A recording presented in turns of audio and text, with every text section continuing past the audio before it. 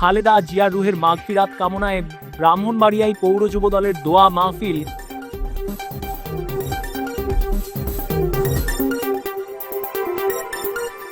সদ্যপ্রয়াত তিনবারের সাবেক প্রধানমন্ত্রী ও বিএনপির চেয়ারপারসন বেগম খালেদা জিয়ার রুহের মাগফিরাত কামনায় ব্রাহ্মণবাড়িয়ায় দোয়া মাহফিল অনুষ্ঠিত হয়েছে। মঙ্গলবার ১৩ জানুয়ারি রাতে শহরের পুনিয়াউটে জেলা বিএনপির সভাপতি খালেদ হোসেন মাহবুব শ্যামলের বাসভবনে এ দোয়া মাহফিলের আয়োজন করা হয়। দোয়া মাহফিলে প্রধান অতিথি হিসেবে উপস্থিত ছিলেন কেন্দ্রীয় বিএনপির অর্থনৈতিক বিষয়ক সম্পাদক ও জেলা বিএনপির সভাপতি ও ব্রাহ্মণবাড়িয়া ৩ সদর বিজয়নগর আসনের ধানের শীষ প্রতীকের প্রার্থী ইঞ্জিনিয়ার খালেদ হোসেন মাহবুব শ্যামল। দোয়া মাহফিলে সভাপতিত্ব করেন পৌর যুবদলের আহ্বায়ক অ্যাডভোকেট আরিফুল হক মাসুদ এবং সঞ্চালনা করেন পৌর যুবদলের সদস্য সচিব অ্যাডভোকেট ইয়াসিন মিয়া।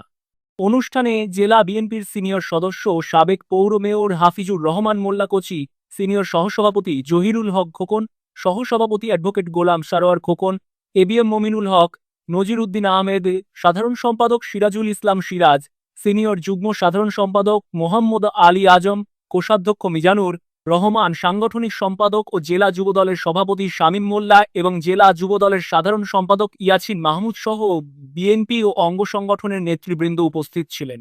দোয়া পরিচালনা করেন মুফতি ইসাক আল হোসাইন।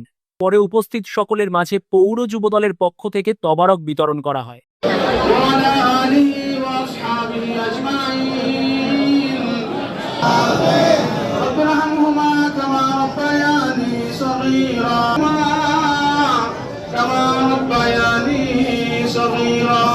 বিকাল থেকে শুরু করে এখন রাত্র প্রায় 10টার কাছাকাছি সময় উদ্যোগে আয় আল্লাহ দেশের নেত্রী বেগম খালেদা জিয়ার বিধি আত্মার মাগফিরাত কামছে। আল্লাহ আজকের এই প্রোগ্রামকে তুমি কবুল আর মঞ্জুর ফরজিয়া রহমান আল্লাহ আমরার কবরকে জান্নাতের বাগান বানায় দাও। আয় আল্লাহ বেগম খালেদা জিয়া আল্লাহ যে কখনো কোনো অন্যায় সাথে আপোষ করেন নাই, জনগণের জন্য ইসলামের জন্য আল্লাহ নিজের জীবন আল্লাহ ওই মহিষী নারীর কবরকে আল্লাহ তুমি জান্নাতের বাগান বানায় দাও।